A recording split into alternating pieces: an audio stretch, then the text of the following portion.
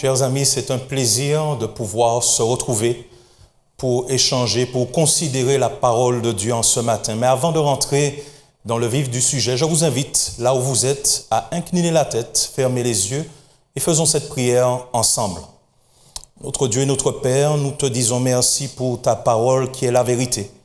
Et alors que nous sommes sur le point de pouvoir la considérer, nous te prions de nous accorder l'intelligence, la clairvoyance pour la comprendre, mais surtout que cette parole puisse nous faire du bien. Nous t'avons prié au nom de ton Fils Jésus-Christ et pour la gloire de ton Saint-Nom. Amen. Je vous invite à considérer, ouvrir vos Bibles avec moi dans ce passage qui se trouve dans l'Évangile selon Marc au chapitre 4 et nous lirons à partir du verset 35 jusqu'au verset 41. Marc chapitre 4 à partir du verset 35 et nous lirons jusqu'au verset 41. Et voici ce que la Bible déclare. Ce même jour, sur le soir, Jésus leur dit « Passons à l'autre bord ». Après avoir renvoyé la foule, ils l'emmenèrent dans la barque où il se trouvait. Il y avait aussi d'autres barques avec lui. Il s'éleva un grand tourbillon et les flots se jetaient dans la barque au point qu'elle se remplissait déjà. Et lui, il dormait à la poupe sur le coussin. Ils le réveillèrent et lui dirent « Maître, ne t'inquiètes-tu pas de ce que nous périssons ?» S'étant réveillé, il menaça le vent et dit à la mer « Silence, tais-toi !» Et le vent cessa et il y eut un grand calme. Puis il leur dit « Pourquoi avez-vous ainsi peur? Comment? N'avez-vous point de foi ?» Ils furent saisis d'une grande frayeur et ils se dirent les uns aux autres « Quel est donc celui-ci à qui obéissent même le vent et la mer ?» L'Évangile selon Marc présente les événements de la vie de Jésus de façon chronologique. Et cet épisode que nous venons de considérer, de lire, va se produire pas très longtemps après que Jésus ait choisi 12 hommes, 12 disciples qu'il va former pour la mission, mais qui vont aussi l'accompagner dans son ministère. La Bible nous dit que les disciples se trouvent avec Jésus dans une barque pris au milieu d'un tourbillon ou d'une forte tempête. Cette même barque qui, quelques heures auparavant, avait servi de chair à Jésus pour prêcher la bonne nouvelle, pour enseigner à la foule qui l'écoutait attentivement. Cette histoire que nous venons de lire, aussi courte soit-elle, elle remplit de beaucoup d'enseignements qui, je le crois, sont importants pour nous encore aujourd'hui, en 2021. Mais je voudrais simplement m'arrêter sur quelques points, quelques aspects de ce passage. Et je ferai ainsi. Je partirai de la fin du texte et nous remonterons ensemble dans les versets précédents et nous verrons ce que le Seigneur a à nous dire en ce matin.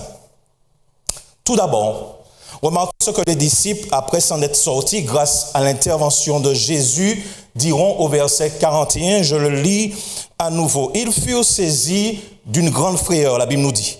Et ils se dirent les uns les autres, quel est donc celui-ci à qui obéissent même le vent et la mer?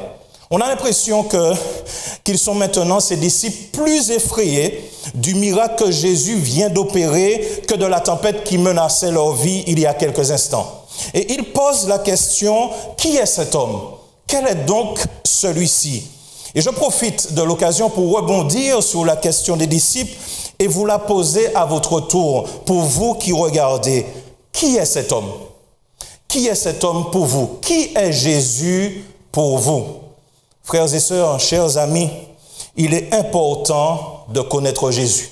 Peut-être que cette phrase que je viens de dire est une découverte pour certains ou une piqûre de rappel pour d'autres, mais je le dis et je le répète, il est important de connaître Jésus. Et je ne parle pas simplement de connaître des choses à propos de Jésus, parce qu'il y a une différence entre connaître des choses à propos de Jésus et connaître Jésus réellement. Chers frères et sœurs, chers amis, ne permettez pas, et ce que je vais dire est très important, ne permettez pas que votre connaissance de Jésus soit basée seulement sur ce que les autres disent de lui. Il nous faut faire une expérience personnelle avec le Seigneur Jésus. Si tout ce que vous connaissez de Jésus dépend au final de ce que les pasteurs, les anciens, les prédicateurs ou les autres disent de lui, il y a un problème. D'ailleurs, on prend le risque de se faire avoir dans cette affaire parce que tous ceux qui parlent de Jésus n'ont pas forcément l'approche appropriée concernant la personne de Jésus. Et en le disant, je me rappelle de cette question que lui-même, ce Jésus, aura l'occasion de poser à ses disciples. Qui dit-on que je suis? Et les disciples rapportent les réponses des uns et des autres. Certains disent que tu es le prophète Élie. D'autres disent que tu es le prophète Jérémie. On m'a dit que. Et après avoir considéré ce que les autres disent, ils se tournent vers eux et leur posent personnellement la question. Qui dites-vous que je suis? Et la Bible nous fait savoir que Pierre, poussé par l'Esprit Saint, dira ceci. Tu es le Christ, le Fils de Dieu. Il ne faut pas simplement attendre le rendez-vous du dimanche, du mercredi ou du samedi pour entendre parler de Jésus. Oui, c'est bien, c'est une bonne chose, mais ce n'est pas suffisant. Chers amis, ne laissez pas un seul jour passer sans avoir échangé avec le Seigneur Jésus. Si votre expérience de Jésus dépend plus de ce qu'il a fait pour les autres que pour vous, il vous manque quelque chose. Je le dis et je le répète à nouveau, il est important de connaître Jésus pour soi-même. Il est important de consacrer du temps chaque jour, sans en manquer un seul, pour connaître la personne de Jésus. Deuxième chose intéressante dans ce passage, Jésus va interpeller les disciples sur leur incrédulité.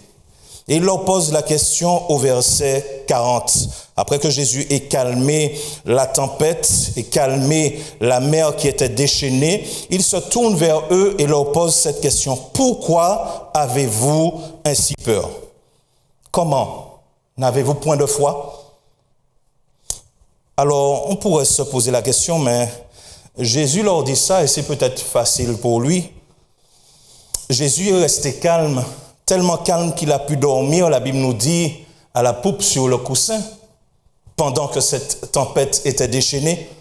Peut-être qu'il a dit aussi sereinement parce que c'est Jésus.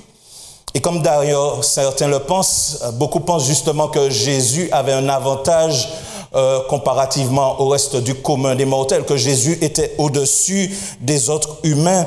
Comment Jésus, effectivement, et on peut se poser la question, a fait pour rester aussi serein, comme je l'ai dit, pour dormir au beau milieu d'une tempête déchaînée? Pour nous qui vivons sur le territoire martiniquais, nous connaissons l'expérience des intempéries, des catastrophes naturelles. Lorsqu'il y a tempête, cyclone, orage et toutes ces choses qui se déchaînent, on sait que c'est compliqué de trouver du sommeil parce qu'il y a beaucoup de bruit, beaucoup d'agitation, beaucoup de mouvements. Mais Jésus, la Bible nous dit, arrive à dormir. Comment fait-il pour rester aussi calme? Est-ce que c'est parce que c'était Jésus? Est-ce qu'il a réussi d'ailleurs à calmer cette tempête parce qu'il était Jésus? Parce qu'il est le créateur du ciel et de la terre? Parce qu'il est le grand je suis? Pas du tout. S'il a réussi à rester aussi calme, s'il a réussi même à dormir, s'il a réussi d'une seule parole à calmer le vent et la tempête, c'est simplement parce qu'il avait la foi. Et c'est pour ça qu'il pose la question à ses disciples, en leur disant que nous sommes sur le même bateau. J'ai pu rester calme parce que j'ai placé ma foi dans le Père Céleste. La Bible nous dit, en effet, que Jésus sur terre n'était pas supérieur aux autres. La Bible nous fait savoir dans le livre des Philippiens qu'il s'est dépouillé lui-même, qu'il a pris la forme de serviteur en devenant semblable aux hommes. Dans le livre Jésus-Christ, à la page 327, l'auteur Ellen White dira ceci. De même que Jésus se reposa par la foi sur les soins de son Père, de même nous devons nous reposer sur le soin de notre Sauveur. Si les disciples s'étaient confiés en lui, nous dit-elle, ils auraient conservé la paix. Leurs efforts, l'incrédulité, fut la cause de leur crainte au moment du danger. Leurs efforts pour se sauver leur firent oublier Jésus. C'est seulement alors que, désespérant d'eux-mêmes, ils se tournèrent vers lui qu'il put leur venir en aide. Chers amis, si Jésus leur pose la question, c'est parce qu'il savait que les disciples aussi étaient capables d'avoir la même foi qu'il avait placée dans le Père. La foi, La foi qui leur permet et qui nous permet, peu importe la violence de la tempête de la vie, des événements qui nous bousculent, qui nous malmènent, j'ai envie de dire, permettez-moi l'expression, la violence de ces tempêtes qui nous font tellement de tort, tellement de mal, qui nous font souffrir, eh bien, lorsque nous avons foi en Jésus, il nous permet de rester calmes. Il nous permet d'avoir cette paix et nous pouvons garder la foi en lui, garder confiance en lui parce que Jésus est toujours dans le bateau. La foi, oui, qui nous permet de compter sur ce Jésus et qui, lorsque la peur vient, nous permet, parce que nous avions confiance en lui, de nous débarrasser de cette peur. Dans le psaume 46, versets 2 à 4, la Bible dit ceci: Dieu est pour nous un refuge et un appui. Un secours, chers amis, qui ne manque jamais, et je dis bien jamais, dans la détresse. C'est pourquoi nous sommes comment? Eh bien, sans crainte, la Bible nous dit. Nous sommes sans crainte quand la terre est bouleversée et que les montagnes chancellent au cœur des mers, quand les flots de la mer mugissent, écument, se soulèvent jusqu'à faire trembler les montagnes. Dans Apocalypse 14, le verset 12, la parole de Dieu déclare, c'est ici, la persévérance des saints qui gardent les commandements de Dieu et la foi de Jésus. Chers amis, dans cette période troublée que nous vivons, nous avons besoin d'avoir cette même foi. Cette foi que Jésus avait, qui lui a permis de rester calme. Cette foi qui lui a permis de rester serein parce qu'il savait que le Père était avec lui. Je poursuis avec un autre point. Au verset 38, la deuxième partie, alors que Jésus est en train de dormir, la Bible nous dit que les disciples, se rappelant que Jésus est présent, viennent vers lui, le réveillent et lui disent « Maître, ne t'inquiètes-tu pas de ce que nous périssons ?» Vous savez, j'apprécie énormément le fait que Jésus ait relevé l'incrédulité, le manque de foi de ces hommes, mais après les avoir sauvés. Il aurait très bien pu se réveiller et se tourner vers eux et leur dire « Mais pourquoi votre paix? Pourquoi votre capet de foi, puisque moi là ?» Non, la Bible nous dit qu'il va faire cette réprimande par la suite, ce qui était important pour leur croissance. Mais ce qu'il va faire en premier lieu, c'est de les sauver. Parce que, chers amis, ce qui intéresse le Seigneur Jésus, ce n'est pas tellement de pointer du doigt ce qui ne va pas dans nos vies, bien comme je l'ai dit, que ça soit important pour que nous puissions grandir et nous améliorer. Mais ce qui intéresse Jésus particulièrement, c'est de nous sauver. C'est de venir à notre secours, c'est de nous apporter ce salut qui vient du ciel. La parole de Dieu déclare dans Ésaïe 59, verset 1, « Non, la main de l'Éternel n'est pas trop courte pour sauver, ni son oreille trop dure pour entendre. » Dans le psaume 34, verset 17, « Quand les justes crient, la Bible nous dit, l'Éternel fait quoi? Eh bien, l'Éternel entend, il les délivre de toute leur détresse. » Le psalmiste aussi l'avait compris. Et le roi David dira dans le psaume 18, verset 7, « Dans ma détresse, j'ai invoqué l'Éternel. J'ai crié à mon Dieu, de son palais, il a entendu ma voix, et mon cri est parvenu devant lui à ses oreilles. » Frères et sœurs, chers amis, je ne sais pas quelle difficulté vous vivez actuellement alors que je suis en train de m'adresser à vous. Et je sais que ces temps-ci, les choses ne sont pas forcément simples. Peut-être qu'il y a des personnes qui regardent, mais qui sont en train de vivre un deuil. La perte d'un être cher qui est parti rapidement, qui est parti soudainement et on n'a pas compris ce qui s'est passé. Peut-être que vous êtes un petit peu dans une difficulté, peut-être financière, qui fait que vous avez du mal à joindre les deux bouts. Peut-être que le travail dans lequel vous êtes semble précaire, la situation est difficile parce que tout ce qui se passe autour fragilise la société et l'économie aussi. Peut-être que vous êtes aussi dans une tempête spirituelle, vous avez envie de venir au Seigneur, mais toutes sortes de difficultés vous en empêchent et vous n'avez même plus la force de prier. Je ne sais pas par quelles difficultés vous passez, mais je voudrais vous dire, en me basant sur la parole de Dieu, que lorsque vous criez au Seigneur, il entend. Et ce n'est pas parce que la situation difficile que vous vivez actuellement est toujours pareille.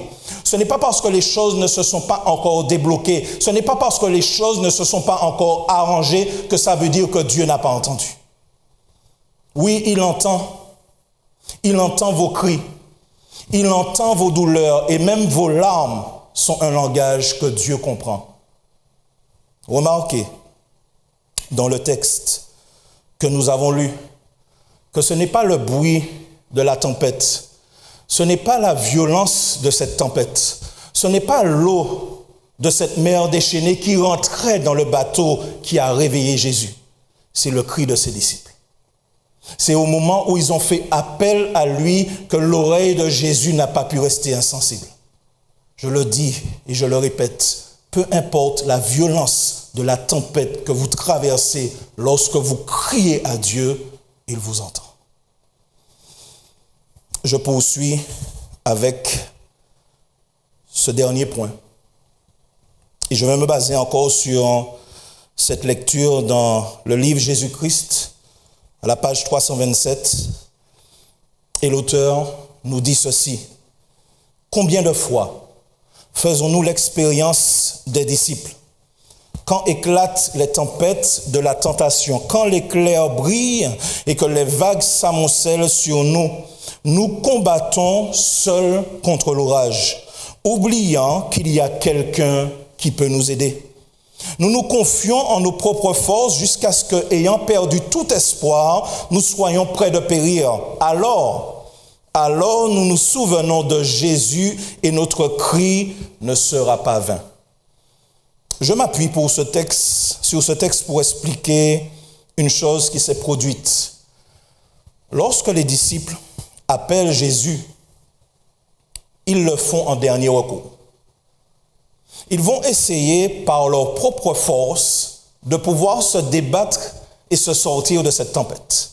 Parce que parmi eux, il y avait plusieurs experts de la mer, plusieurs marins-pêcheurs, plusieurs professionnels, et ils se sont basés sur cette expertise, sur leur expérience pour se dire « on va y arriver tout seul ». Mais cette tempête qu'ils ont rencontrée, ces marins-pêcheurs en question, était une qu'ils n'avaient jamais vue. Et c'est au moment où ils sentiront que les choses deviennent compliquées qu'ils se rappellent que Jésus est là. Et Ellen White nous fait savoir qu'il nous arrive quelquefois, malheureusement, de nous conduire de la même façon. Nous nous basons sur notre expertise, sur notre expérience, sur notre professionnalisme, sur notre ancienneté à l'Église, sur le nombre de postes que nous avons occupés à l'Église, sur le nombre de campagnes d'évangélisation que nous avons menées, sur le nombre de priorités que nous avons distribuées. Nous nous basons sur les choses que nous avons pu réaliser pour se dire « je vais y arriver ». Mais laissez-moi vous dire quelque chose, mes amis. Dans le combat spirituel que nous menons, nous sommes déjà perdants. Une seule personne peut nous aider à avoir la victoire, c'est Jésus. Et les disciples, alors au détriment, ont dû leur comprendre. Ils ont dû réaliser que leur expérience de beaucoup d'années n'ont pas servi. Devant cette tempête, seul Jésus pouvait les sauver. Il y a ici cette opposition entre deux notions que nous trouvons dans la parole de Dieu. La justification par les œuvres et puis celle par la foi. Mes amis, ne pensons pas et ne commettons pas l'erreur de croire que pour accéder au ciel, ce sera par nos mérites, ce sera par nos efforts ou par notre expérience. Seule la foi basée sur les mérites de Jésus nous permettront de rentrer dans le ciel.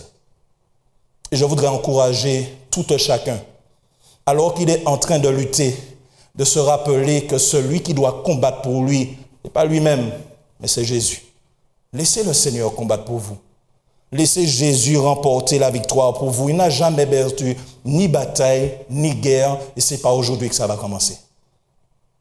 Permettez au Seigneur de combattre pour vous, et vous, restez calme, restez en silence et regardez la victoire que l'Éternel va vous accorder.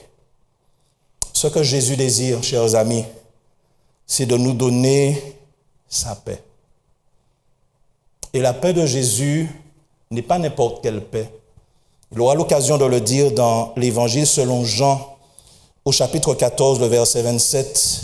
Et il dira à ses disciples, et la parole est encore d'actualité pour nous aujourd'hui, « Je vous laisse la paix. Je vous donne ma paix, dit Jésus.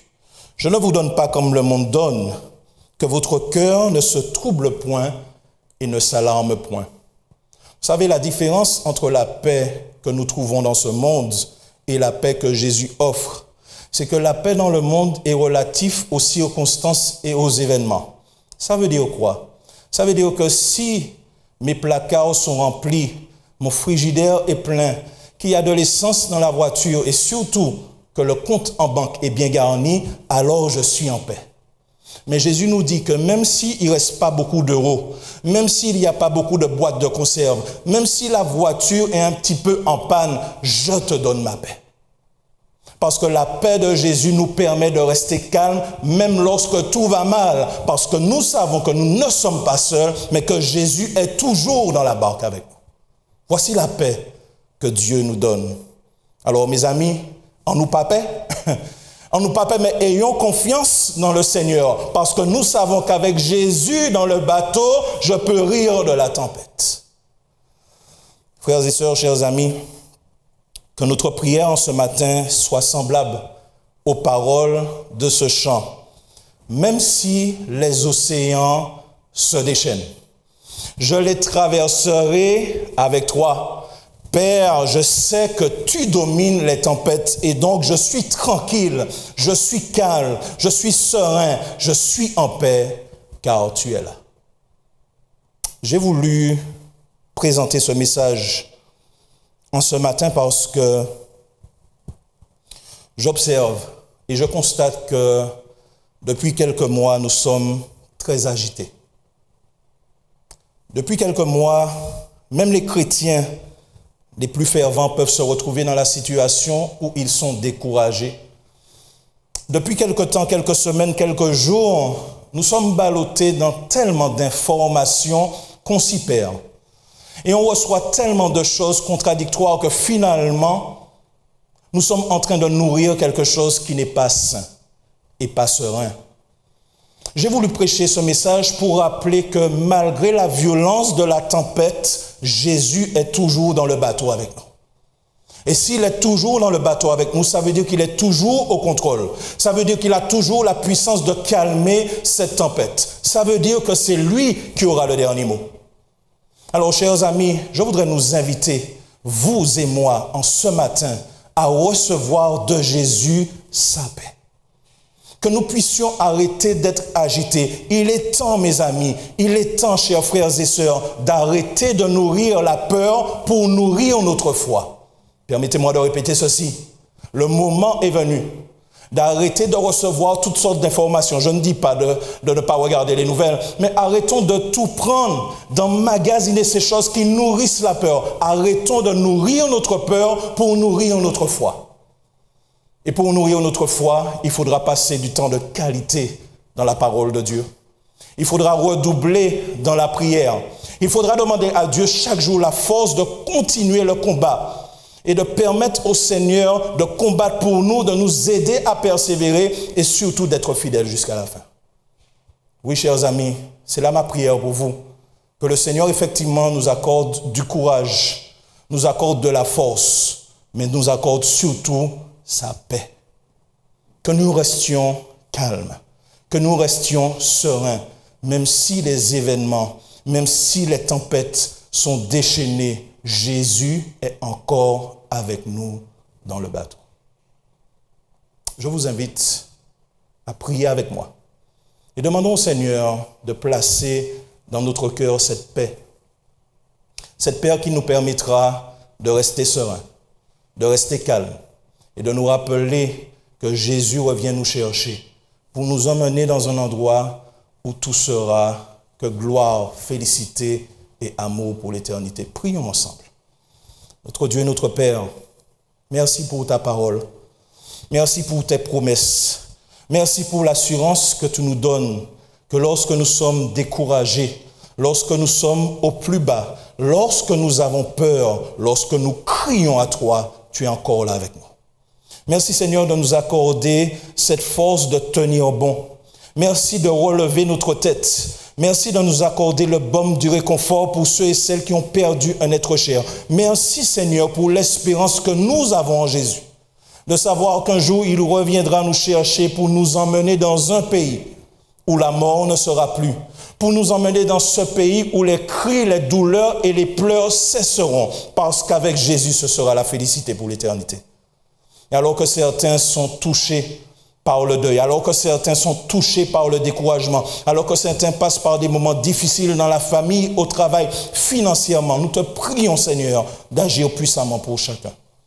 Nous te prions, Seigneur, de placer en nous ta grâce, cette force, mais aussi cette paix, pour que nous soyons calmes et sereins, nous rappelant que nous ne sommes pas seuls, que tu ne nous as jamais abandonnés, mais que Jésus lui-même est là avec nous et qu'il nous mènera à bon port.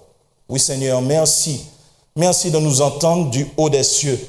Merci de nous entendre de ton palais. Merci de descendre vers nous. Merci de nous rassurer. Et merci de placer en nous la paix de Jésus.